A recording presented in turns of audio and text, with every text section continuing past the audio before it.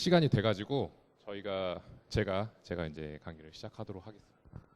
네, 안녕하십니까. 저는 주식회사 블루싱크 대표 김용재라고 하고요.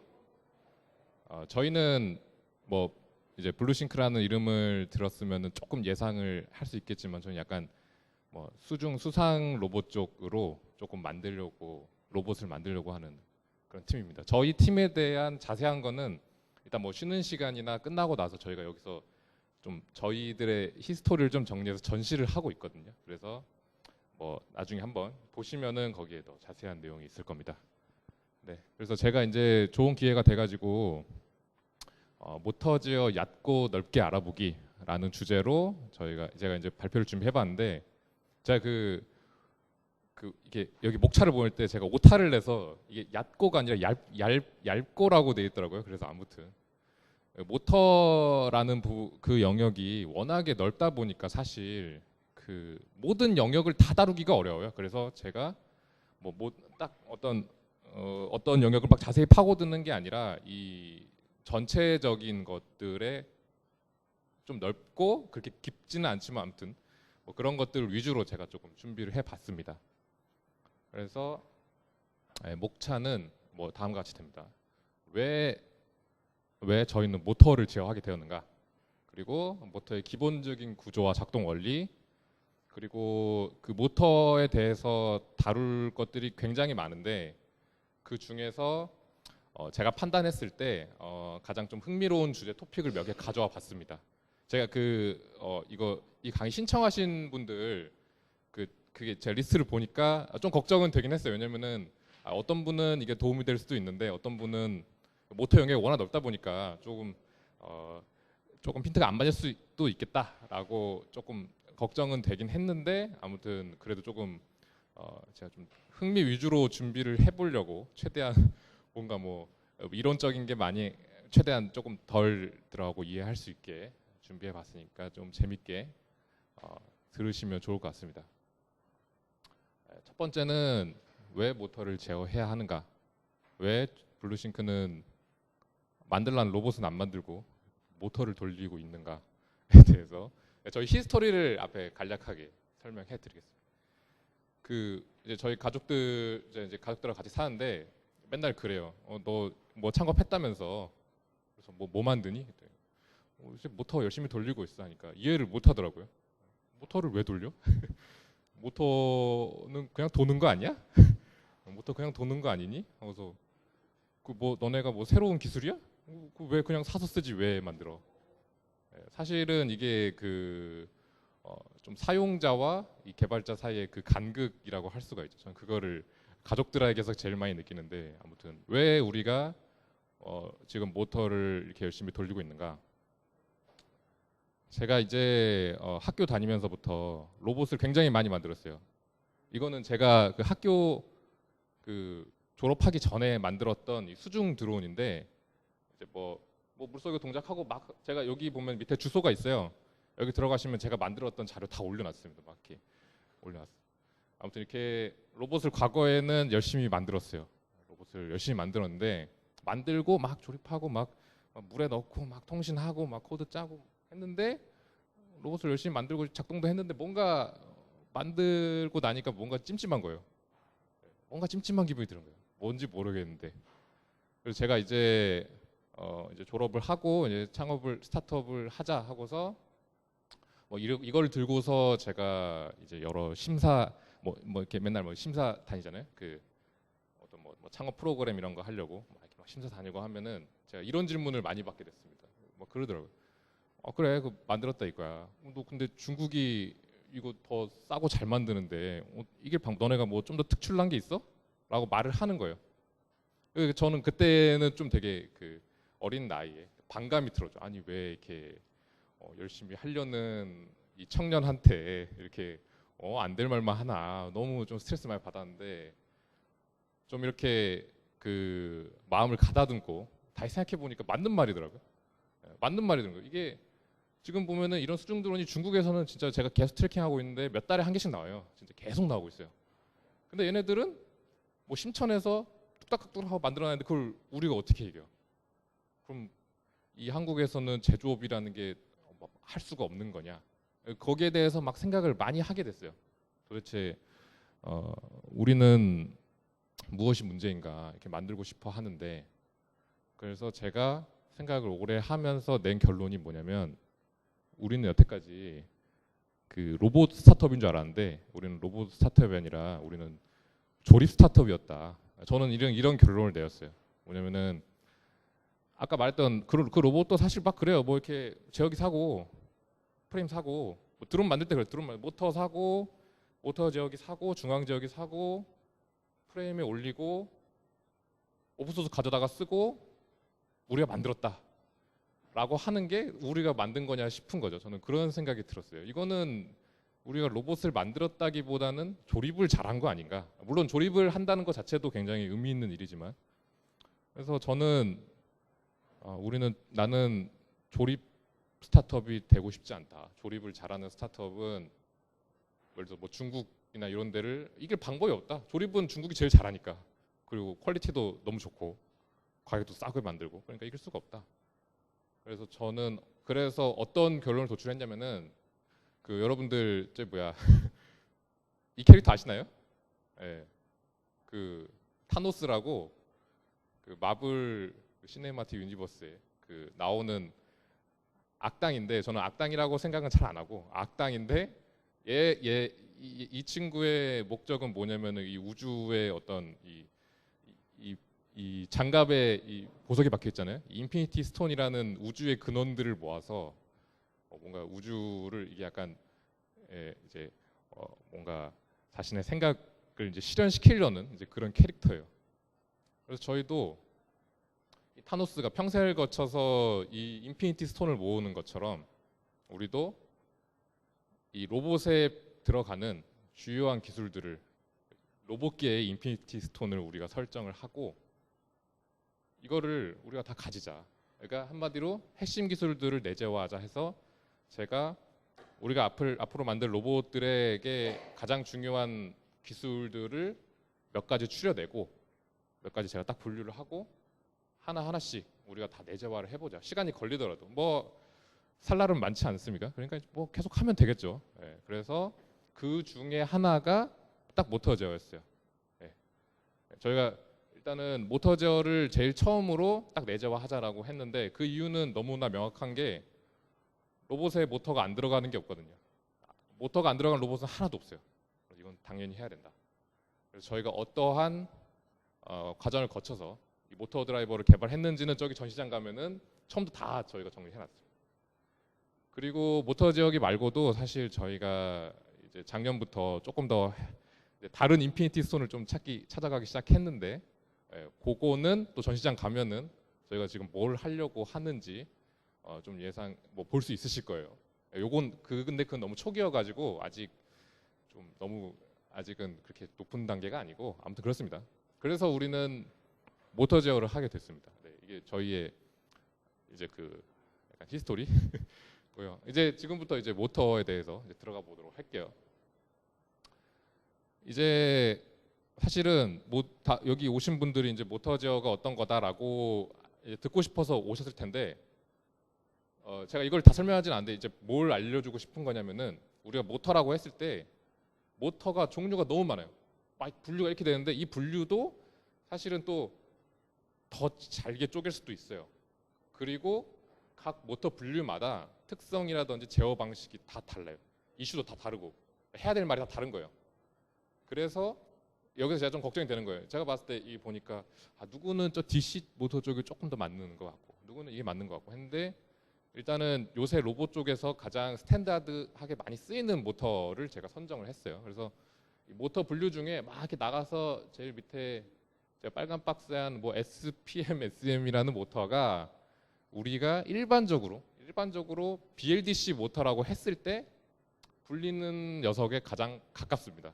뭐 그냥 제가 이제 요걸 다 설명하려는 게 아니라, 모터 분류가 이렇게 많고 우리는 많기 때문에 그 중에서 한 개에만 좀 집중을 해볼 거다라는 걸 조금 알려주고 싶었어요. 네. 그리고 우리가 BLDC 모터를 부르는 것도 제가 SPM, SM이라고 말하지 않았죠. 네. SPM, SM에 가깝다라고 했죠. 가깝다. 네. 완전한 SPMSM은 아니고 요거로 그냥 근사를 할 수 있다. 근사를 해도 작동은 되더라. 그리고 요새 모터가 뭐 이런 드론 쪽 모터가 너무 잘 나와서 이걸로 근사해도 잘 돌더라고요. 아무튼 그래서 우리 일반적으로 이제 보는 BLDC 모터를 기준으로 설명을 할 겁니다. 네, 그래서 이 모터는 기본적으로 크게 두 가지의 기계 요소로 나눠져 있어요. 하나는 이제 스테이터라고 하는 고정자, 하나는 그 나머지 하나는 로터라고 하는 회전자인데, 고정자는 말 그대로 돌지 않습니다. 돌지 않는 녀석이고 회전자가 도는 녀석이겠죠. 근데 이제 고정자에는 이제 이렇게 뭐 철심이 잘 감겨 있어서 전류가 흐르거나 하면은 전류가 자기장을 유도하고, 그 자기장이 이 로터에 있는 이 자석, 영구 자석과 이제 영구 자석이 아닌 모터도 있어요, 사실. 근데 아무튼 여기서는 영구 자석인 자기장에 힘을 줘서 돌리는 거예요. 스테이터에 전류를 주고 그게 자기장을 만들고, 그 자기장이 로터를 돌리고. 그래서 마치 제가 모터를 제어하고 있으면은 딱 이런 느낌이에요. 딱 이런 느낌. 말 타고 가는데 이 말이 모터고 제가 이 앞에 당근을 이렇게 막 이리저리 왔다 갔다 하는 느낌, 따라가는 느낌, 이런 느낌, 약간 이런 느낌인데, 그럼 제가 아까 전에 뭐라고 했냐면은 잘 안 되네 이거.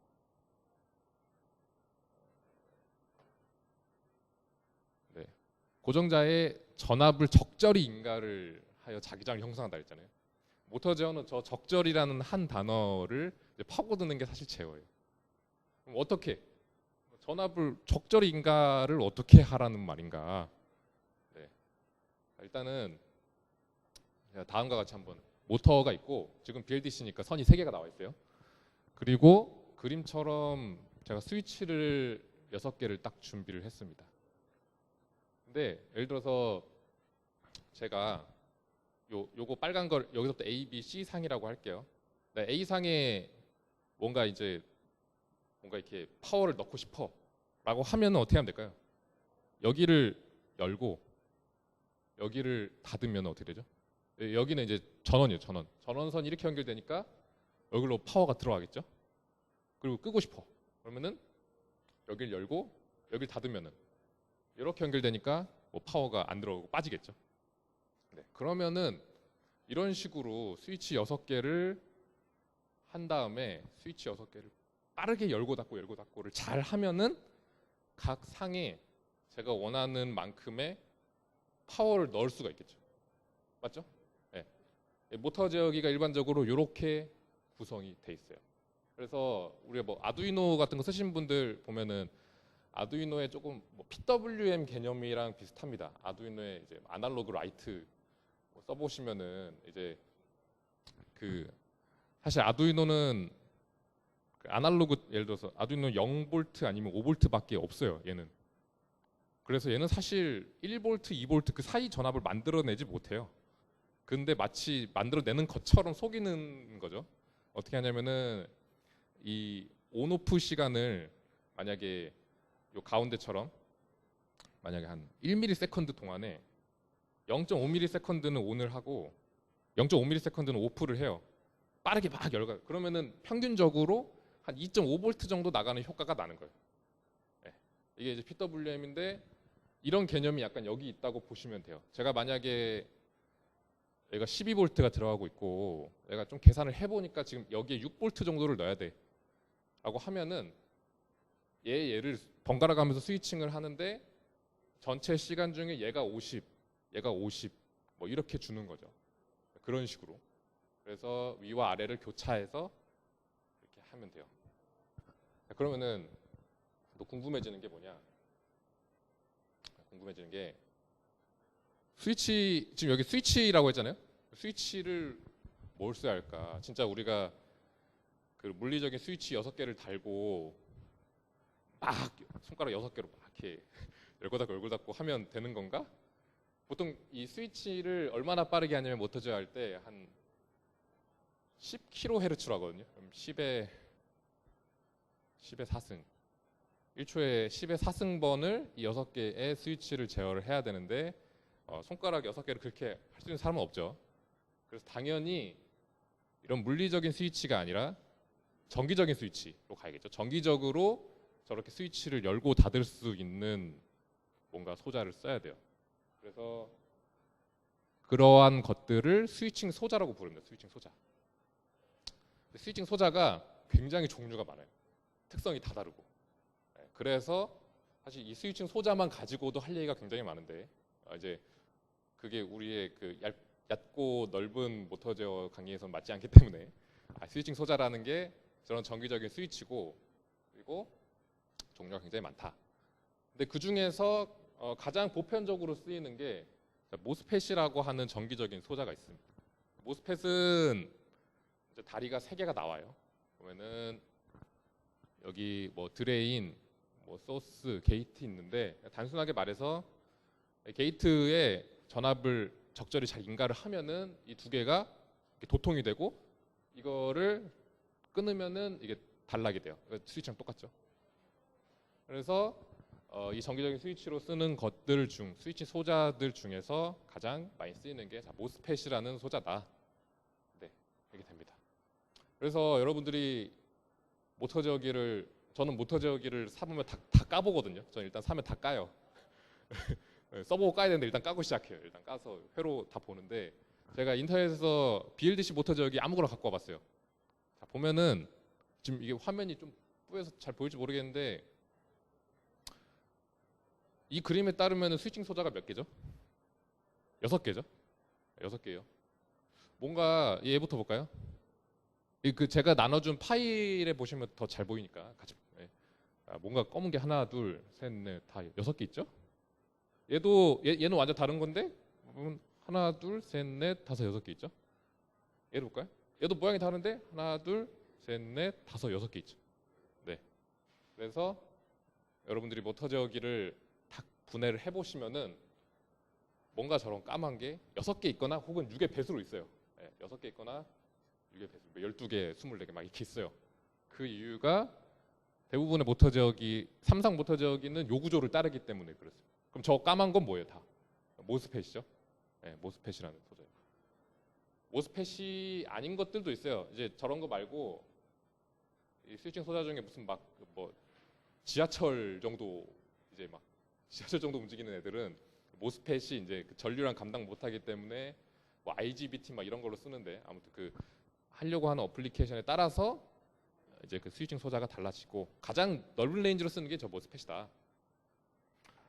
근데 이 강의를 듣고 집에 가서 딱 모터제를 깠는데 저게 4개 있는 것도 있고 2개 있는 것도 있고 1개 있는 것도 있어요. 거짓말 친 거 아닌가? 라고 하면은 그건 아마 DC 모터제일 거예요. DC는 선이 3개가 아니라 2개 나오죠. 그러니까 이게 하나가 없어요. 하나가 없어서 이렇게 4개만 있거나 아니면은 조금 더 단순한 기능 하는 애들은 요거 하나만 있거나 뭐 그렇습니다. 그래서 DC 같은 경우는 저게 더 개수가 작을 거예요. 근데 BLDC의 경우에는 반드시 6의 배수로 있을 것이다. 6의 배수로 있지 않은 것들은 저도 몰라요. 무슨 제어 방식을 쓰는지. 아무튼 거의 대부분 다 6개 이렇게 있습니다. 그럼 이제 뭔가 모터 제어기들 보면은 뭔가 보이겠죠. 이제 뭔가 얘는 무슨 역할을 하는 애구나. 그래서 이제 모터는 어떻게 생겼고 너무 빨리 갔지만 그리고 모터 제어기는 대부분 어떤 식으로 구성이 되어 있는지를 제가 설명을 해드렸어요. 그래서 이제 첫 번째 토픽 모터 제어에서 가장 로봇 쪽에서는 가장 유명한 거죠. 드론 쪽에서는 모터 제어가 정확히 어떻게 되냐에 대해서 설명을 해보겠습니다. 이번에 조금 더 자세히 들어가는데 이번에 제가 좀 시간을 드릴 거예요. 이 그림이 이제 가장 단순한 BLDC 모터를 도식화해 놓은 건데 어떻게 보시면 되냐면은 BLDC 모터는 선이 3개 나오는데 여기 하나, 여기 하나, 여기 하나 있고 이제 얘가 A 쪽이 이렇게 감겨서 반대편으로 이렇게 감기고 A 바로 떼어서 이게 요렇게 이게 또 뭐 C 바 이제 B 바 막 연결돼 있어요. 그래서 만약에 제가 자, A상 여기에 전압을 걸었어요. 막 배터리 12V를 딱 걸고 B상 여기는 이제 0V를 딱 했어요. 그렇게 된다고 하면은 전류가 어떻게 따라서 흘러가고 그거에 따라서 자기장이 어떻게 형성이 될까요? 그림을 한번 뭐 머릿속으로라든지 종이에 한번 잘 그려보세요. 자, 답을 보자면은 자 그러면은 전류가 어디로 흐르겠어요? 당연히 여기가 전압이 높으니까 이렇게 흘러가지고 이렇게 와서 이렇게 흘러가지고 이렇게 와서 어디로 들어가겠어요? 여기로 가겠죠? B 바로 여기로 가서 이렇게 와서 여기로 가서 이렇게 빠지겠죠? 네, 다시 잘 보세요. 네. A 쪽에서 들어가서 A 바로 가서 A 바에서 B 바로 가서 B 바에서 B로 가서 나가겠죠. 쭉 따라가다 보면 그럼 이제 우리 예전에 물리 시간에 배웠던 그 오른손 법칙을 따라서 자기장이 어떻게 생기는지 여기는 보면은 자 전류가 이렇게 돌아가니까 자기장이 이렇게 나오겠죠. 우리가 보통 자기장 나가는 방향을 N극이라 부르잖아요. 그러니까 여기는 자석으로 치면은 N극이 되는 거예요. N극이 되고 여기는 여기도 이렇게 되니까 이쪽은 이렇게 들어가는 거니까 S극이 돼요. 이렇게 되고 여기는 또 보면은 여기는 이렇게 감기니까 N극, 여기는 S극. 이렇게 전자석이 만들어지겠죠. 네, 잘 머릿속에 잘 그림 잘 손 이렇게 잘 하다 보면 됩니다. 그래서 이거를 이제 공간상에 한번 자기장의 방향을 표시해 보면은 이렇게 된다고 할 수가 있겠죠? 맞죠? 이 두 개가 합성이 되면은 맞죠? 여기까지 잘 이해 안 되신 분인데. 네, 일단 가겠습니다. 자, 그러면은 A의 전압을 인가하고 B의 전압을 인가하지 않으면은 자기장이 저렇게 형성이 됩니다. 네, 그러면은 지금은 딱 한 종류에 대해서만 했는데 조합이 더 있겠죠. 지금 보면은 지금 A에서 B로 가는 건데 B로 넣어서 A로 갈 수도 있고 A에서 C로 갈 수도 있고 C에서 A로 갈 수도 있고 B에서 C로 갈 수도 있고 C에서 B로 갈 수도 있고 이렇게 해서 모든 가능한 조합을 다 그려봐서 공간상에 형성되는 자기장의 방향을 다 그려보면은 이렇게 나옵니다. 6가지가 표현이 돼요. 자기장의 방향이. 그래서 이런 자기장을 형성해서 모터를 제어하는 방식을 6스텝 컨트롤을 부릅니다. 딱 6가지. 자기장 6가지를 가지고 딱딱딱딱 해가지고 이제 예를 들어서 예를 들어서 이거를 딱딱딱딱딱딱 계속 돌리면은 저희가 이걸 타이밍만 잘 맞추면은 모터가 따라 돌겠죠. 이거 맞춰서 6개를 이제 시간과 이 모터의 위치에 따라서 적절히 돌리는 거예요. 네, 이렇게 해서 이게 이제 6스텝의 이제 그건데 근데 이 6개를 이렇게 막 주면은 또 모터가 안 돌아요. 왜냐면은 예를 들어서 뭐 이것만 보더라도 지금 만약에 자석이 이 상태에서 자기장이 이렇게 걸리면은 얘는 이쪽으로 밀어내고 이렇게 밀어내니까 이쪽으로 힘이 돌겠죠. 힘이 들어와요. 근데 이쪽으로 힘을 받는데 나는 사실은 이제 나 일로 돌리고 싶어. 그러니까 이 자기장의 방향을 무조건 이렇게 돌린다고 로터가 그렇게 도는 게 아니라 로터가 있는 위치를 봐가지고 있는 위치에서 돌리는 방향, 내가 돌리고 싶은 방향 쪽으로 이 자기장 6개 중에 하나를 선택해서 때려야 되는 거예요. 이걸 그냥 막 돌리는데 이 모터일지 생각 안 하고 막 돌리면은 얘가 못 따라올 수가 있어요. 나 아직 나 이렇게 막 돌리고 있는데 나 아직 안 돌아갔는데 얘는 벌써 이렇게 돌아간 거예요. 나 아직 안 따라갔는데 아직 따라가고 있는 중인데 이렇게 벌써 한 바퀴 돌아온 거예요.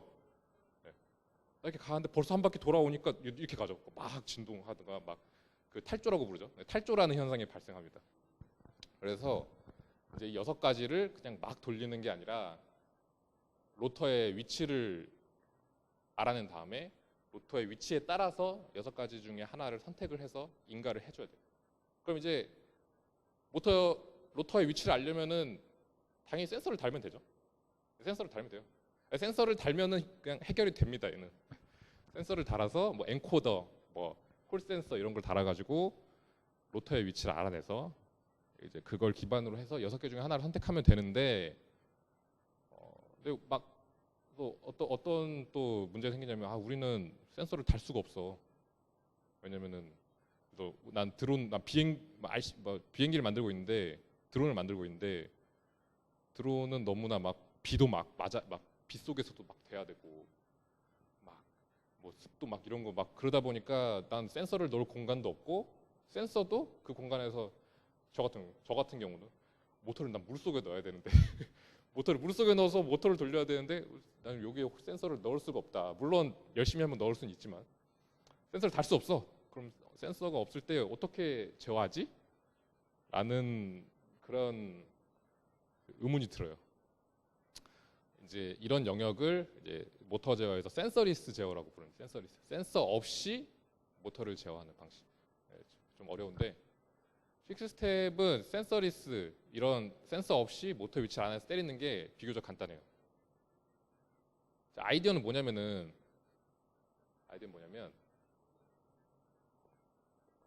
아까 저희가 6가지를 할 때 봐봐요. A에서 B로, 뭐 B에서 A로 3개 중에 딱 2개만 선택을 했죠. 그럼 나머지 하나는 항상 다 열어둬요. 그러니까 플로팅이라고 하죠. 그냥 아예 윗상 스위칭이 다 열려 있어가지고 마치 한 선은 단선이 되는 거예요. 그냥 아예 단선이 다 있는. 그래서 식스스텝은 구조상 모든 경우에서 세 상 중에 한 상은 무조건 플로팅입니다. 그러겠죠?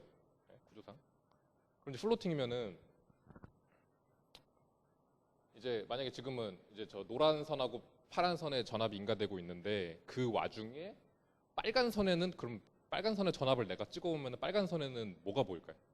이런 빨간 선에는 뭐가 보이냐면, 이제 모터는 자체적으로 그거예요. 발전기예요. 그래서 나머지 한 상에서는 이 모터가 생성한 역기전력이라고 하죠. 지가 만들어낸 전압이 보입니다. 지가 만들어낸, 놓아져 있을 때. 그래서 여기 보시면은 좀 파형이 특이하죠. 여기는 막 이렇게 돼 있다가 이렇게 하고 이렇게 하고, 이 부분은 뭐냐면은, 이 부분은 지금 제어기가 모터를 인가하고 있는 쪽이고 나머지 이렇게 선형적으로 바뀌는 부분은 뭐냐면은, 이렇게 플로팅 돼 있어서 그냥 모터가 만들어낸 순수한 전압이 나타나고 있는 거예요. 네.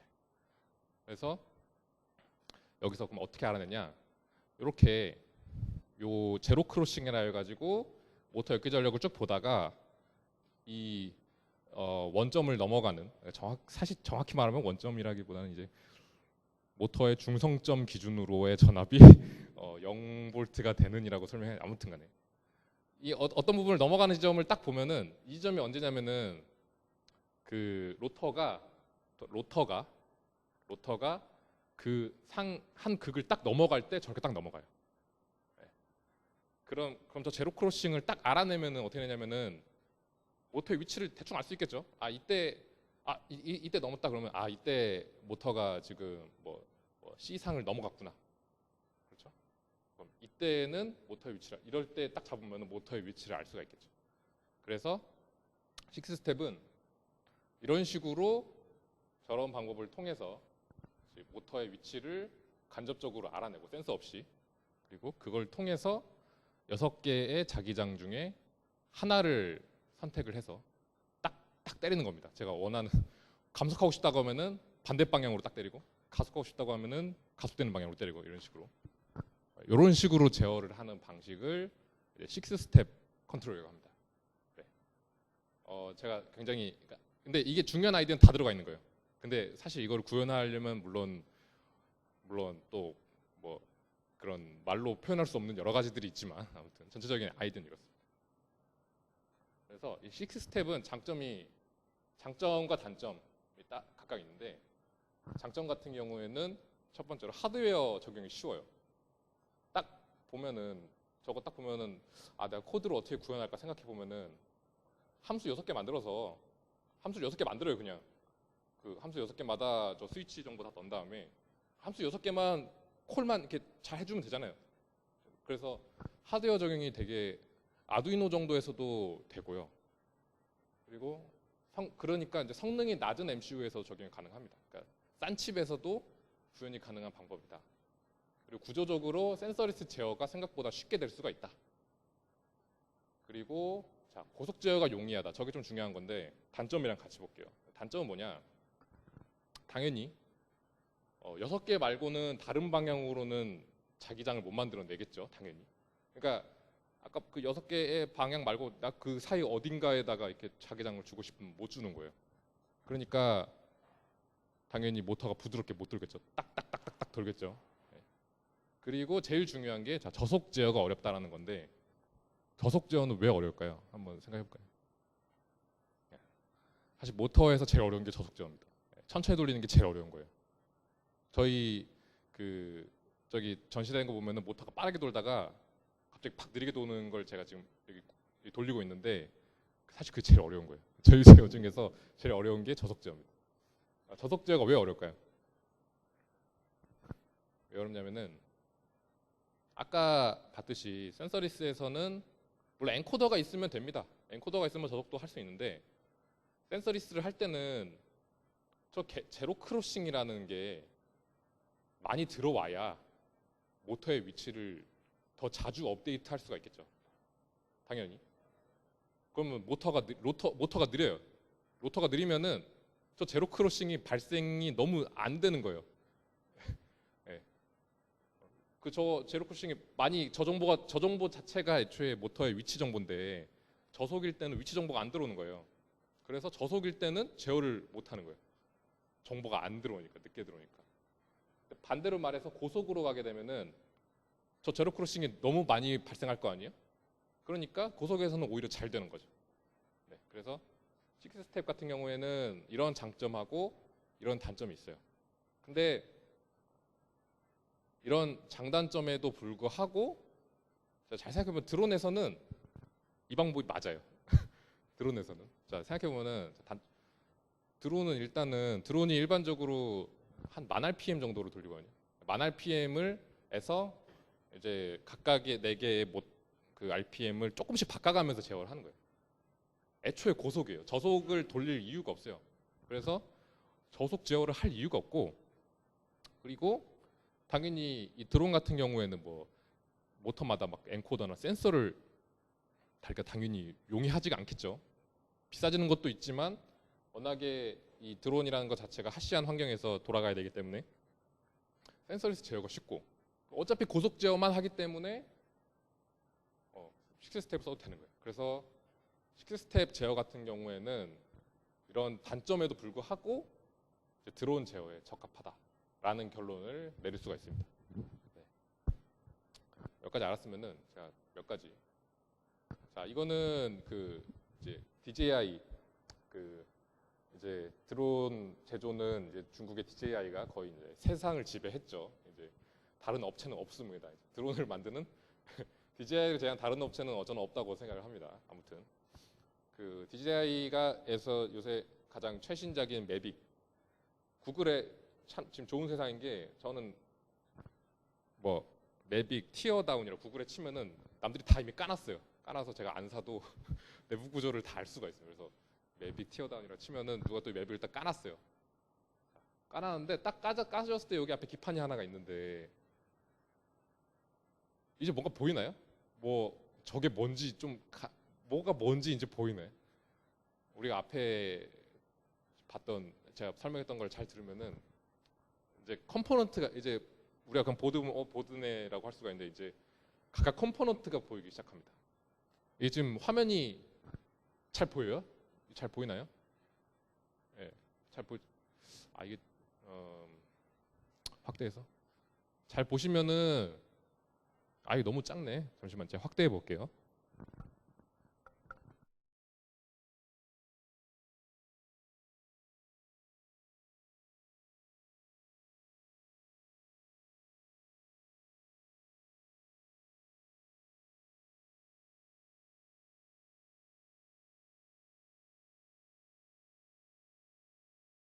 제가 확대를 해봤는데 화질이 좀 구리지만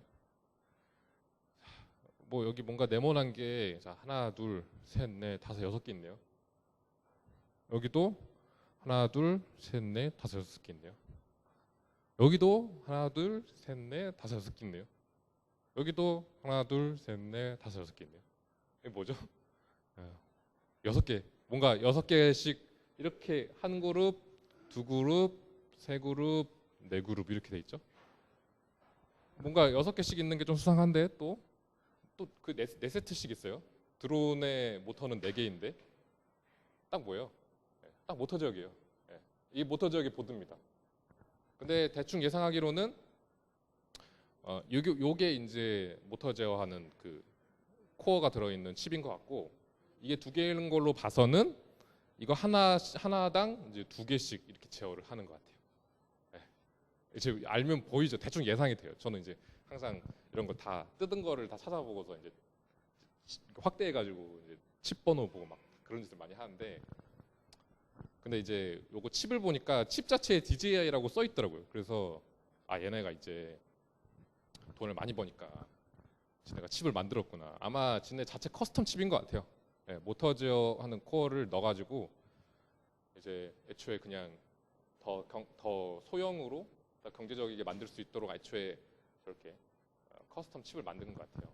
아무튼 그래서 알면은 이런 게 보이기 시작합니다. 이제 좀 이제 보이겠죠. 그리고 이제 하나 더. 혹시 드론 조종 해보신 분? 네. 드론 조종을 해보시면은 드론이 바닥에 띄워놓고 바로 이렇게 손을 딱 올리면 바로 이렇게 모터가 확 돌면서 올라가지 않아요. 그 전에 아밍이라는 작업을 합니다. 아밍 아시나요? 모터 제어 해보신?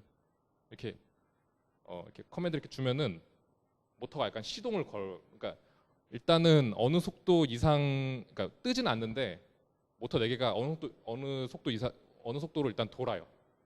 돌고 그 상태에서 제어를 하면 이렇게 올라가요. 그걸 아밍이라고 하거든요. 이렇게 모터가 이렇게 시동이 걸린 거. 아밍이 왜 필요할까요? 아밍이 왜 필요하냐면 아까 말했듯이 6스텝 센서리스 제어의 어려운 점이 뭐였냐면은 저속 제어가 어렵다는 거였어요. 저속 제어를 벗어나는 거예요. 일단은 내가 제어 실패를 많이 할 수 있는 구간을 먼저 벗어나는 거예요. 아밍을 하면은 일단 도니까 일단 제로 크로싱이 많이 발생한 속도까지 올려요. 이제 그렇게 해서 제어 실패가 없는 영역으로 일단 올리고 나서 시작을 하자 이거예요. 정지의 속도 팍 올리면은 기동 실패가 많이 일어나니까. 그래서 드론은 아밍이라는 상태를 넣고 사용자한테 그걸 전가를 시킨 거예요.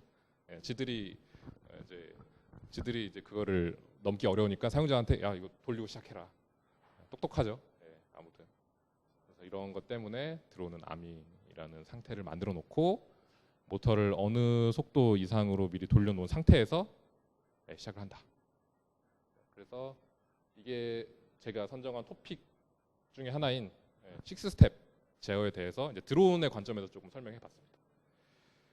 그래서 지금 딱 이제 40분인데 저희가 한 10분 43분이니까 제가 이제 55분에 이제 그 나머지 강의를 이제 하도록 할게요. 뭐 질문 있나요? 질문이 없으면 55분에 네.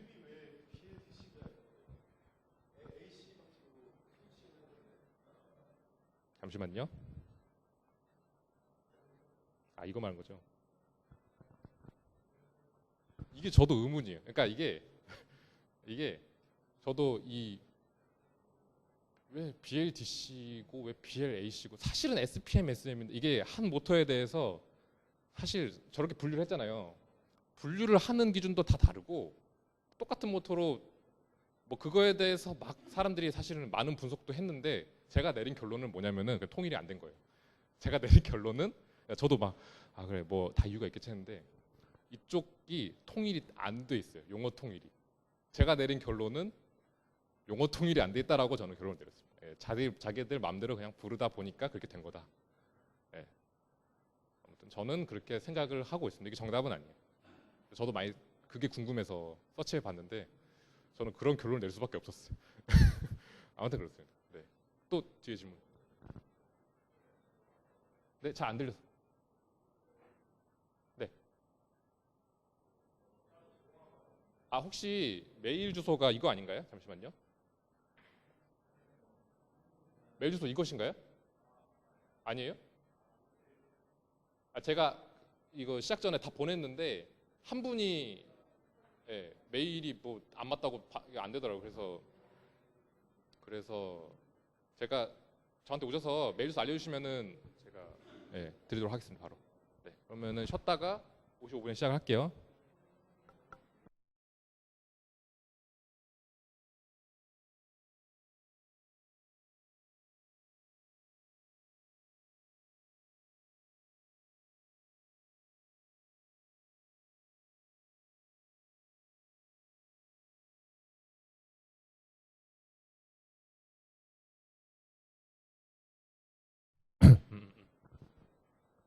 네, 그러면은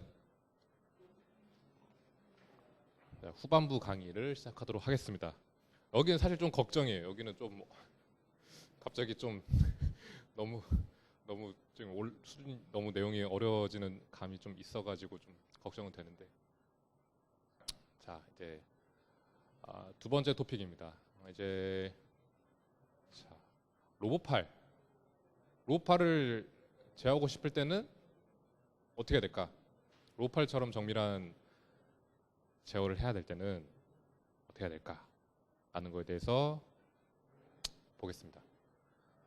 일단 우리가 아까 전에 6스텝 제어라는 걸 봤어요.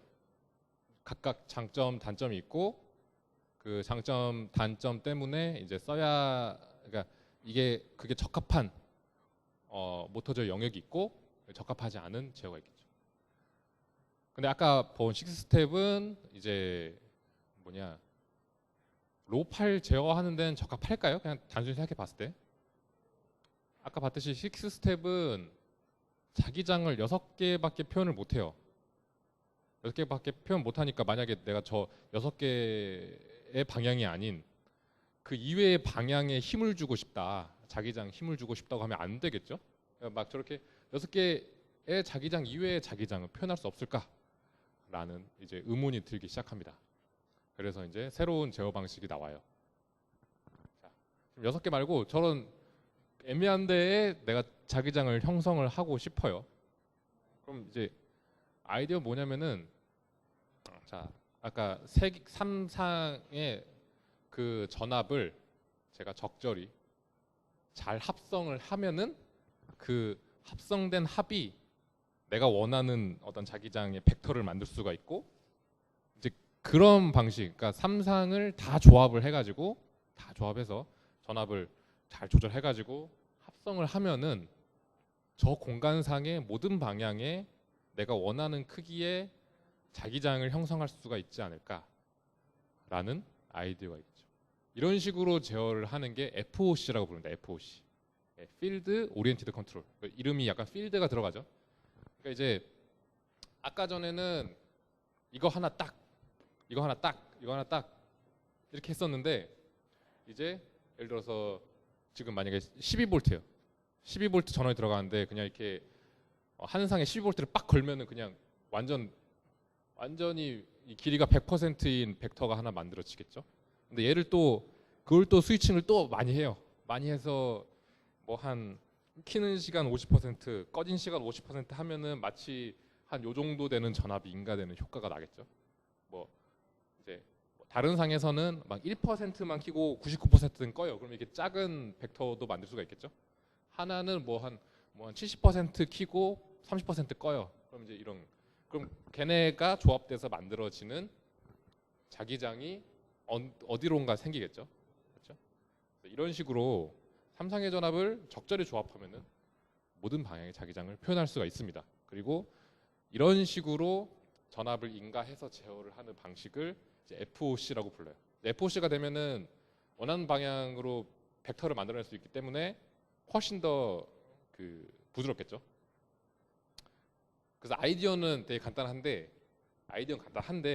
이게 실제 임플리멘테이션 하려면 되게 좀 어려워요. 어려워서 복잡하죠. 뭐가 복잡한데 이거를 제가 이 시간에 설명해 드릴 수는 없고 이게 저희도 이것만 거의 2년째 하고 있는데 아직도 해결 못한 게 있어요. 그래서 아무튼 FOC는 그 방법 자체는 아까 키 아이디어 자체는 이제 그런 방식으로 제가 한다 이건데 실제 임플리멘테이션에서는 좀 이론적인 컴포넌트들이 많이 들어가야 됩니다. 그래서 적용은 그리 간단하지 않아서 일반적으로 RC 뭐 드론이라든지 그런 데에서는 일반적으로 안 써요. 네, 당연히 안 쓰겠죠. 그러니까 근데 대신에 뭐 산업용에서는 거의 다 쓰고 있습니다. 뭐 산업용 로봇팔 뭐 아무튼 뭐 좀 정밀한 제어가 필요한 쪽에서는 이 방식을 다 쓰고 있어요. 근데 여기서 조금 새로운 게 이 구조상 새로운 게 하나 더 등장을 하는데 아무튼 그렇다 쳐. 뭐 FOC가 그렇게 합성하는 방식이고 뭔가 이렇게 뭐 그걸 어떻게든 구해다 쳐. 그러면은 이것도 약간 6스텝처럼 뭐 센서 제어를 할 수 있겠지? 더 좋은 방식이니까라고 하는데 6스텝 방식으로 안 됩니다. 안 돼요. 왜냐면은 잘 생각해 보시면 아까 전에 6스텝은 구조상 세 개의 상 중에 한 상은 항상 플로팅이었죠. 한 상은 항상 다 열려 있어서 거기서 전압의 역기 전력을 그러니까 전압으로부터 모터로부터 피드백을 알아낼 수가 있어요. 모터의 상태를. 근데 FOC 같은 경우에는 이제 그만큼 세 개의 상을 다 조합을 해서 해야지 그걸 표현할 수 있기 때문에 어떠한 경우에도 세 개의 상이 다 플로팅인 경우가 없습니다. 그 말은 뭐냐면은 6스텝처럼 모터의 역기 전력을 알아낼 수가 없어요. 그러니까 모터로부터 피드백을 알 수가 없어요. 네, 이 방식은. 그럼 어떻게 해야 되냐? 더 좋은 방식인데 왜 더 안 되지? 그럴 수 있잖아요. 그래서 모터의 전압 대신에 이제 전류를 측정하는 회로가 하나 더 붙습니다. 일반적으로. 사실 근데 모터의 입장에서는 전압보다 중요한 게 사실 전류예요. 네, 사실 전류가 모터에 대해서 더 많은 정보를 포함하고 있습니다. 왜냐면은 사실 모터를 돌리는 주체는 전류입니다. 전류의 세기에 따라서 이제 고정자의 자기장의 세기가 결정되기 때문에 사실 전류가 더 중요한 거예요. 네, 전류가 더 중요한데 이제 아까 전에서는 이제 그러니까 전류를 제어하기 위해서 사실은 전압을 제어하는 거예요. 전류가 더 중요하다. 그럼 이제 전류 센싱해야 되는데 전압 센싱은 쉽죠. 전압을 되는 거는 아두이노 써보면 그냥 핀 꽂고 아날로그 리드 하면은 읽히잖아요, 그냥. 근데 전류를 센싱하는 거는 도대체 어떻게 해요? 전류를 어떻게 센싱하지? 전류는 이제 센싱하기 위해서 보통의 대부분은 다 전압을 센싱하는 거기 때문에 전류를 전압으로 바꿔야 돼요. 그래서 좀 새로운 소자가 나옵니다. 자, 션트 저항이라는 게 나와요. 션트 저항. 자, 우리 이제 물리 시간에 오메 법칙 알죠? 오메 법칙. 자, V는 V는 IR이에요. 그러니까 만약에 저항이 R 값인 저항이 있고 여기에 전류 I가 흐르고 있으면은 이 사이 양단 전압은 I 곱하기 R이죠. 이거는 중학교 때 배우죠. 중학교 때 배우나? 아무튼 배우죠. 그럼 이제 아이디어가 뭐냐면은 우리가 저항값을 알고 있는 저항을 달고 전압을 쉽게 재니까 이 양단의 전압을 잽니다. 그러면은 우리가 알고 싶은 전류는 이 전압에 우리가 알고 있는 저항값을 나누면은 전류를 알 수가 있겠죠. 네. 그래서 션트 저항이라 좀 특수한 저항이 있어요. 얘는 전류 측정에 이제 특화된 저항입니다. 그러니까 이 방법 특성상 뭐냐면은 저 저항값 자체가 굉장히 중요한 거예요. 만약에 저항값이 뭐 온도에 따라서 많이 변한다거나 온도 습도에 따라서 그리고 그 주위 상태에 따라서 많이 변한다고 하면은 그거 자체가 전류에 영향을 주기 때문에 그리고 만약에 저항값이 오차가 막 10% 막 5% 이게 나면은 측정되는 전류 자체도 그 오차를 다 따르기 때문에 일반 저항으로 하게 되면 조금 부적합하죠. 그래서 션트 저항들은 일반적으로 그렇게 온도, 습도에 따라서도 저항값이 많이 바뀌지 않고, 비교적 많이 바뀌지 않고, 그리고 이제 저항값도 비교적 정확한 이제 그렇게 특수한 저항. 그래서 모양이 좀 특이합니다. 막 저런 식으로 생겼어요. 물론 더 특이한 뭐 이렇게 다르게 생겼지만 그래서 이러한 전류 센싱은 저런 션트 저항을 통해서 합니다. 사실 전류를 측정하는 방식이 더 많이 있어요. 있는데 션트 저항이 가장 저렴한 방법이에요. 쌉니다. 중요해요. 싸요. 싸서 제가 요새 보기에는 대부분 다 션트 모터 저항 쪽은 다 션트 저항 씁니다. 웬만하면 싸니까. 근데 션트 저항을 막 쓸 수가 없어요. 생각해 보면은 첫 번째 생각해야 될 게 만약에 제가 이제 전류를 재고 싶어서 1옴짜리 샀어요. 1옴. 1옴이면은 되게 작게 느껴지죠. 1옴이면은 야 맨날 막 킬옴 1옴이면 엄청 저항값이 없구나. 예를 들어서 모터에 10A가 흐르고 있습니다. 네. 그러면은 우리 그 저항에서 소모되는 전력은 이제 P는 I 제곱 R이에요. 이거 또 이제 뭐 고등학교 때 물리 시간에 나오는데 I 제곱 R. 그럼 예를 들어서 10A가 흐르고 있고 자 저항값이 1옴이야. 그러면은 그 전류 측정하기 위해서 다른 그 션트 저항에서 소모되는 전력이 100W예요. 100W가 절대 작은 전력이 아니죠. 그래서 이런 이유 때문에 션트 저항은 저항값이 작아야 됩니다. 네, 작아야 돼요. 왜냐면 그것도 저항이기 때문에 이제 거기서 에너지 소모가 나죠. 그래서 보통 션트 저항은 0.1옴도 작아요. 지금 저희 모터 제어기에 들어가 있는 션트 저항이 2밀리옴 쓰고 있어요. 2밀리옴. 2밀리옴 0.0025옴. 이고 제가 또 아는 전력하는 친구 중에서 공장에서는 마이크로옴을 써요. 마이크로옴. 야, 마이크로옴이 정확하냐 했더니 정확하대요. 네, 그래서 션트 저항 그래서 저항값이 엄청 작아야 됩니다. 0.1옴도 커요. 네. 자, 저항값이 작아야 됩니다. 당연하겠죠. 이런 이유 때문에. 저항값이 작으면 또 문제 하나 더 생겨요. 그러면은 우리가 예를 들어서 0.01옴의 션트 저항을 했다. 그리고 전류에 0.1옴이 흐르고 있어요. 그러니까 저항에, 모터에. 그럼 이 양단 사이의 전압이 얼마죠? V는 IR이니까 0.001V가 걸립니다. 이건 또 너무 작아요. 네, 0.001V가 걸리니까 이거를 바로 MCU나 DSP에 연결해서 전압을 읽으려고 하니까 이게 안 보여요. 너무 작아서. 네, 측정하기 너무 작기 때문에 결국에 이런 방식으로 갑니다. 이제 션트 구조상 저항값이 낮아야 되고 낮게 되면은 양단 전압 자체가 작기 때문에 여기에 증폭기를 달아요. 뭐 예를 들어 10배짜리, 20배짜리, 값을 때 40배짜리 이렇게 한 다음에 증폭을 하고 증폭한 거를 이제 ADC나 이런 걸로 읽게 되는 거죠. 그래서 이제 션트 저항이 그러니까 FOC는 특성상 모터의 전압을 다이렉트로 잴 수가 없고 그렇기 때문에 전류를 잽니다.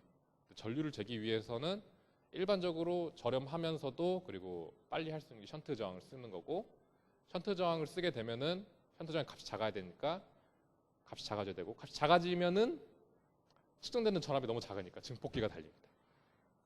그래서 이런 구조로 많이 돼 있어요. 그래서 이것도 제가 이제 뭔가 FOC를 쓰는 것 같아 보이는 산업용 그 모터 제어기 하나 갖고 와봤는데 자, 일단은 봅시다. 딱 봐도 이제 보이죠 이제 뭔가 6개가 보이죠. 딱 봐도 6개 있어요 여기에. 이거 모스펫이겠죠? 그리고 뭔가 하단에 하얀 게 이게 3개 박혀 있어요. 이게 션트 저항입니다. 좀 특이하죠? 이게 너무 작아가지고 제가 그림 하나 더 갖고 왔는데 그 좋은 세상이에요. 그 DJI에서 또 제가 이제 드론 쪽에 관심이 많다 보니까 드론 쪽 웬만하면 다 까본 걸 찾아봐요.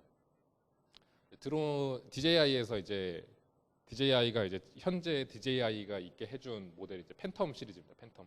저렇게 이렇게 이제 하얀 거 이제 하얀 거 이렇게 생긴 드론 막 TV에서 많이 봤죠. 저게 DJI의 팬텀 시리즈인데 저게 DJI를 이제 성공시킨 최초의 모델이에요. 그래서 팬텀 1, 2, 3, 4 이렇게 있는데 팬텀 1, 2에서는 까본 걸 다 보니까 아까 전에 했던 6스텝을 썼더라고요. 딱 봐도 6스텝인데 팬텀 3 깐 걸 보니까 이렇게 생겼더라고요. 이렇게 생겼는데 화면이 잘 안 보이긴 하는데 그 모니터랑 같이 보세요. 보시면은 자 이제 보입니다. 자 이제 뭔가 하나 둘 셋 넷 다섯 6개 있네.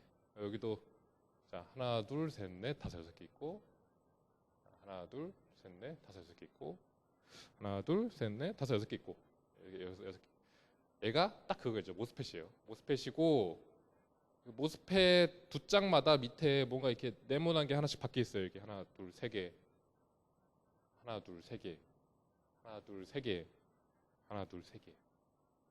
이게 뭔가요? 그러면 이제 션트 저항입니다. 그래서 팬텀 3는 명백하게 FOC를 쓰고 있어요. 네.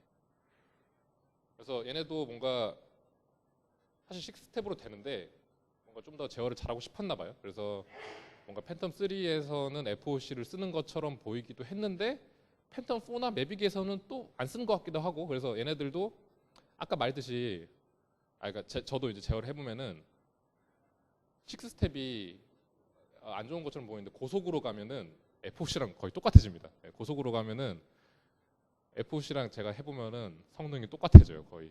그러니까 저도 약간 그러면은 고속에서는 FOC를 사실 쓰는 게 비싼데 그냥 6스텝 쓰는 게 맞는 것 같다 해서 얘네들도 약간 이 시리즈 깐 걸 보면은 좀 왔다 갔다 해요.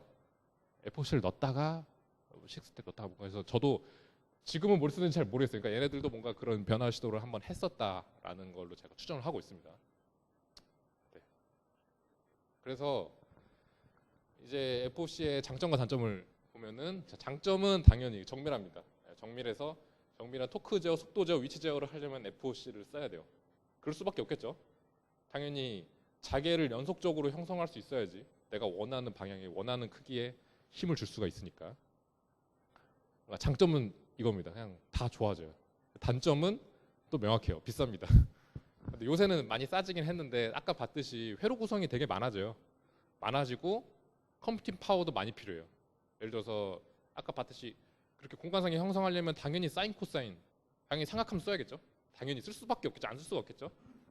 근데 여러분들이 많이 잘 모르시는 게 있는데 여러분들이 많이 쓰시는 아두이노는 실수 연산을 못해요.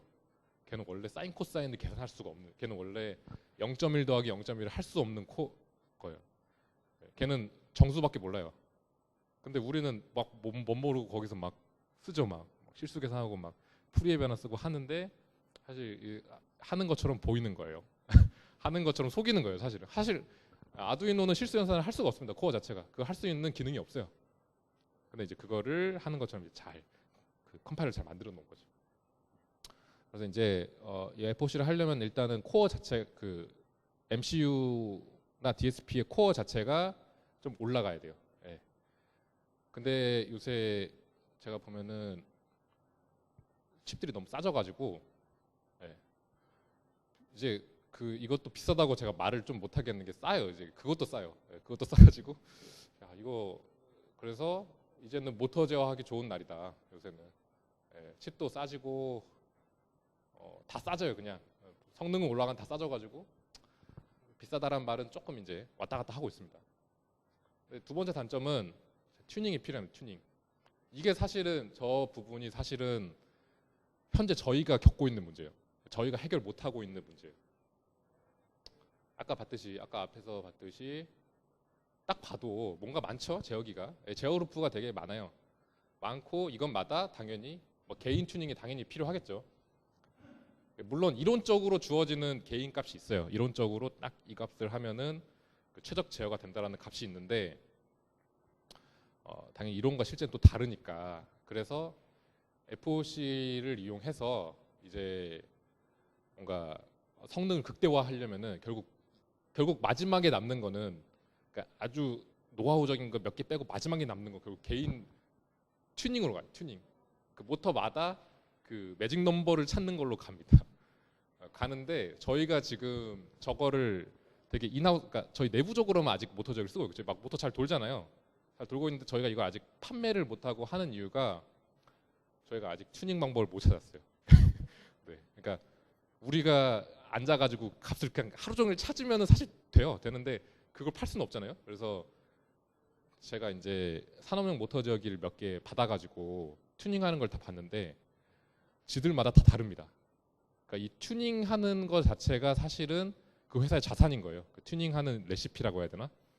그래서 저희도 일단은 조금 튜닝을 몸으로 많이 해보고 좀 찾으려고 노력하고 있는 중입니다. 그래서 다 달라요. 막 어디는 막 모터를 막 이렇게 막 진동시키면서 막 뭐 하고 어디 막 돌렸다가 멈추고 막 돌렸다가 멈추고 막 그렇게 합니다. 그래서 이 튜닝만 잘 되면은 정말 성능이 극한으로 올라가지만 튜닝이 어렵다.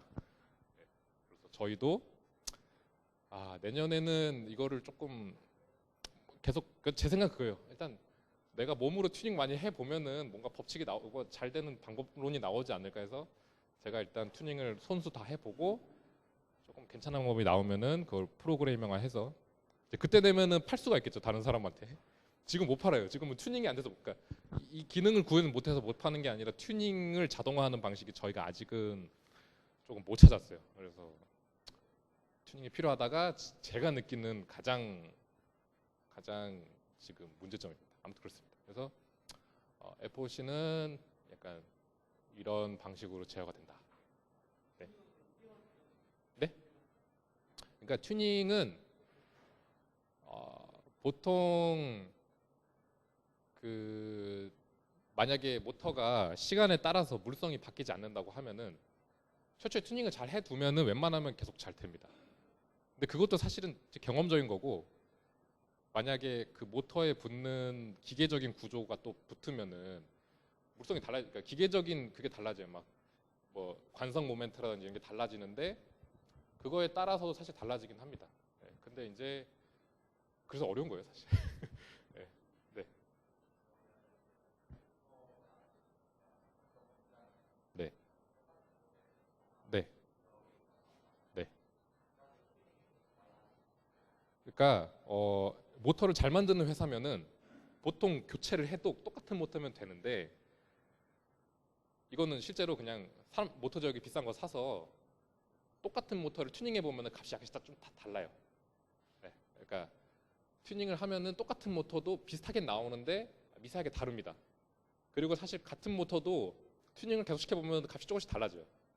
그래서 이제 당연히 모터가 잘 만드는 데는 비교적 같은 값이 나오는데, 그러지 않는 모터마다 이 성능의 편차가 있으면은 안 될 수도 있다. 그래서 모터마다 튜닝하는 과정을 초기에 다 해줘요. 일반적으로 좋은 모터, 산업용 모터 저기들은 모터 끼고 튜닝을 먼저 다 합니다. 하고서 들어가요. 네. 하고서 제어가 들어. 그러다가 뭔가 모터가 좀 이상한 거 같다 그러면 재튜닝을 해준다든지 그렇게. 네, 그렇습니다.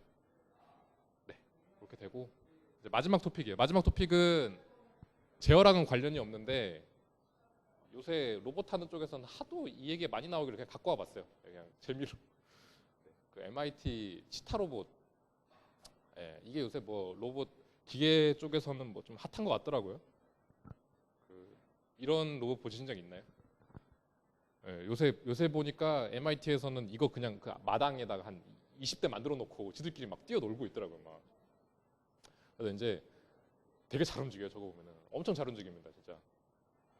저는 딱 저걸 보고서 어디 초점이 당연히 모터에 초점을 맞췄어요. 모터가 어떻게 생겼냐. 그래서 저 MIT 치타 로봇은 저 오른쪽에 있는 저 모터를 써요. 저 모터가 되게 특이하고 비싼 모터냐 아니에요. 저거 여러분들 인터넷에서 그냥 살 수 있습니다. 이거 드론 모터예요, 드론 모터. 그러니까 어떤 드론이냐면 좀 대형 드론, 막 그 엄청 큰 거, 막 무슨 뭐 카메라 달고 나는 드론 아니면은 그 뭐 농업용 드론 있잖아요. 그런 드론용으로 나온 모터예요. 근데 얘네들은 이 RC용 드론 모터를 가지고 이걸 만들었더라고. 아이디가 되게 잘 만든 거죠. 저도 이게 될 줄 몰랐어요. 아무튼 근데 모터가 굉장히 우리가 앞에서 봤던 BLDC 모터랑 다르게 지름이 크죠.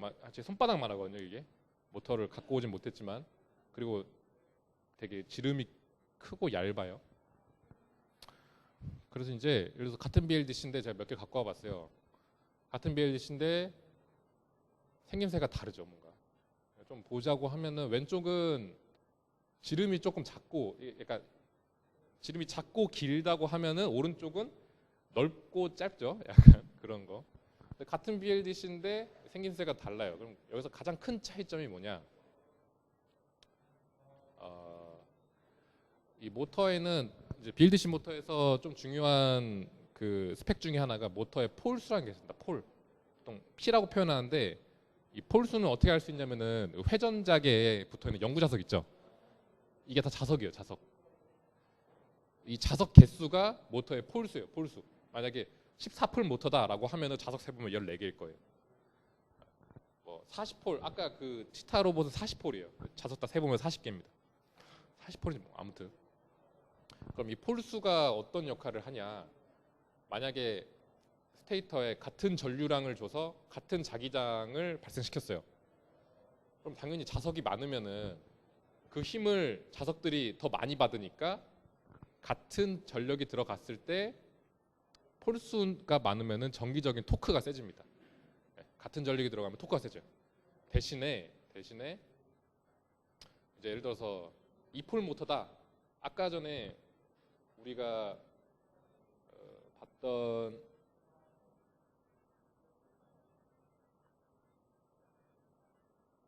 잠시만요. 이게 2폴 모터예요. 자석이 2개거든요. 하나 두 개. 하나 두 개.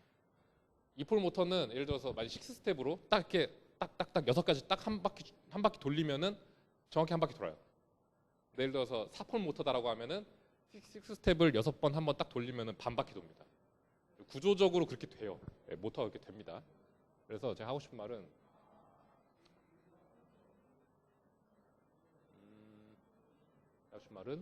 폴수가 많아지면은 그만큼 회전 속도가 떨어져요. 반비례합니다. 근데 이거 많이 본 적 있지 않으세요? 그러니까 회전 속도가 떨어지는데 토크는 늘어나는 거 뭐죠? 기계적인 요소 중에 뭐가 있죠? 기어가 있죠. 기어박스. 우리 보통 모터 달면은 앞에 기어박스 달잖아요. 기어박스가 100대이라고 하면은 속도는 100분의 1로 떨어지는데 토크는 100배가 되죠. 네. 그러니까 모터에서 폴수는 약간 전기적인 기어박스라고 보시면 돼요. 전기 기어박스. 그래서 뭐 제가 이렇게 표현해 폴수가 많아질수록 그러니까 폴수가 적으면은 당연히 자석 개수가 적으니까 이제 뭐냐 반지름이 줄어들 수가 있죠. 반지름이 줄어드는데 이제 모터는 사실 좀 모터가 이상적인 모터에 가까워지려면은 이 지름 대비 이 길이가 길어야 돼요. 그래야지 이제 모터를 이론적으로 근사를 했을 때 마치 그 뭐 무한 평면에 있는 것처럼 이제 보이는 거예요. 그래서 폴수가 작아지면 지름이 작아질 수 있는 대신에 길이가 길어져야 돼요. 근데 폴수가 많아지면은 당연히 자석을 많이 배치해야 되니까 지름은 커지는데 이 폭은 짧아져도 된다는 거죠. 그래서 폴수가 많아질수록 이게 이렇게 됩니다. 길이 방향 증가해서 지름 방향 증가로 가요. 그리고 폴수가 적으면은 같은 전력을 줬을 때 토크가 낮기 때문에 이제 기어 박스를 달았을 때 기어비가 높아야 돼요. 낮은 폴일 때는. 높은 폴일 때는 당연히 낮아도 되겠죠. 근데 보통 기어 박스도 길이 방향으로 길기 때문에 이제 모터에 기어 박스를 달았을 때 폴수가 낮은 애들은 결론적으로 길어져요. 길다란 모터가 나옵니다. 이렇게 막 이만한 모터가 나옵니다. 많이 보셨죠? 모터 이만한데 기어 박스 이만하고. 폴수가 많은 쪽으로 가면은 길이는 짧아지고 지름이 늘어나요. 네. 그러겠죠? 근데 이제 치타 로봇은 이거를 응용을 되게 잘한 거죠. 어떻게 응용했냐면은 이제 폴수가 많아지면은 지름이 커지니까 가운데 공간이 많아요. 많아지잖아요. 많아지는데 이제 기어비도 낮아야 되니까 기어를 얇게 만들어도 되는 거예요. 그러니까 기어 자체를 이 안에 집어넣은 거죠. 이렇게 이 안에다가 이렇게. 폴수가 많아지니까 지름이 늘어나고 가운데 공간이 많아지고 그리고 낮은 로우 레시오 기어 박스가 달려도 되니까 여기에다가 기어를 얇게 쑤셔 넣은 거예요. 그렇게 해서 저런 모터를 만든 거죠. 근데 이거나 아까 그 모터나 제어 방식 다 똑같아요. 네. 기계적으로 특이하다. 그래서 이제 저도 이제 보면서 되게 너무 아이디어가 좋다. 아이디어도 좋아서 한번 좀 제어랑은 관련이 없지만 흥미가 있어서 한번 넣어봤습니다. 네. 그래서 제가 준비한 거는 여기까지예요. 네. 아마 여러분들이 원하는 답을 들으신 분도 있을 거고 못 들으신 분도 있을 건데 초반에 말했지만 이게 영역이 너무 넓다 보니까 제가 다 다룰 수가 없어요. 그래서 흥미 있는 거 위주로 다뤘는데 뭐 어땠을지 모르겠습니다. 저 너무 급작스럽게 하게 된 강의여가지고 아무튼 제 강의 여기까지고요. 혹시 뭐 질문 있으신가요? 뭐든 질문해 주시면은 제가 네. 이제 뒤에서부터 할게요. 네. 호깅이요? 코깅이라는 게 있어요. 코깅이 뭐냐면은 제가 모터를 이렇게 이제 좀 좋은 모터를, 그러니까 좀 비싼 모터예요. 좀 비싼 모터를 이렇게 손으로 돌려보면은 되게 부드럽게 잘 돌아갑니다. 좀 싼 모터를 돌려보면은 이렇게 돌리는데 뭔가 드르드득해요. 뭔가 드르드득해요. 그러니까 그게 기계적으로 어디 걸려서가 아니라 전기적으로 그 이제 모터의 형상, 모터를 만드는 그 미묘한 형상이랑 권선이라고 하죠. 이 선을 감는 방식에 따라서 위치에 따른 토크가 발생하거든요. 그래서 이제 그게 코깅이에요. 그래서 그 코깅은 이제 모터의 형상에서 도출되는 현상이에요. 그래서 코깅 현상을 어떻게 해결하면 되냐? 첫 번째, 좋은 모터를 사시면 됩니다. 코깅 프리라고 말을 하더라고요. 코깅 프리한 모터를 비싼 돈 주고 사시면 되고, 두 번째는 이건 저도 해본 적은 없는데 그걸 시도하시는 분이 있더라고요. 그러니까 아까 말했듯이 코깅은 모터의 물리적인 현상으로 나온, 정기적인 게 아니라 물리적 현상으로 도출된 거잖아요. 그 말은 뭔 말이냐면은 코깅은 위치에 대한 함수란 거예요. 그 로터의 위치에 대한 함수이기 때문에 제가 어떤 제어를 하는 걸 봤냐면은 그 현상을 이용해서 모터 위치마다 코깅을 다 측정한 다음에 제어할 때 그 값을 넣어주는 거예요. 마이너스로 위치에 따라서 이미 내가 테이블을 쭉 만들어 놓고 위치에 따라서 그거를 이렇게 해서 제어하는 건 봤습니다. 저는 해보진 않았어요. 그렇게 해결할 수 있어요. 네. 또 아까 질문. 네. 호버링이요? 호버링이라고 하면은 이 드론, 그거는 이제 완전 좀 다른 얘기인 거죠. 그러니까 토크 제어랑 호버링 제어요. 그러니까 드론에서 호버링은 어떻게 설명해야지? 드론은 일반적으로 속도 제어입니다. 속도 제어. 왜냐하면은 드론은 그러니까 모터의 제어는 세 개예요. 토크 제어, 속도 제어, 위치 제어. 근데 모터는 속도 제어입니다. 왜냐하면은 그 프로펠러가 돌 때 프로펠러가 내는 추력이 속도의 함수잖아요. 네. 그래서 호버링은 모터의 속도 제어랑 관련이 있다고 볼 수가 있습니다. 토크 제어가 아니라. 토크 제어는 이제 로봇팔이나 이제 이런 것들, 네. 그런 데에서 이제 중요한 요소겠죠. 네, 그렇습니다. 네, 또 질문. 네. 질문이 없으면은 자 여기까지 하도록 하겠습니다. 아무튼 부족한 강의였지만 뭔가 좀 얻어 가셨으면 좋겠는데, 네. 아무튼 네, 감사합니다.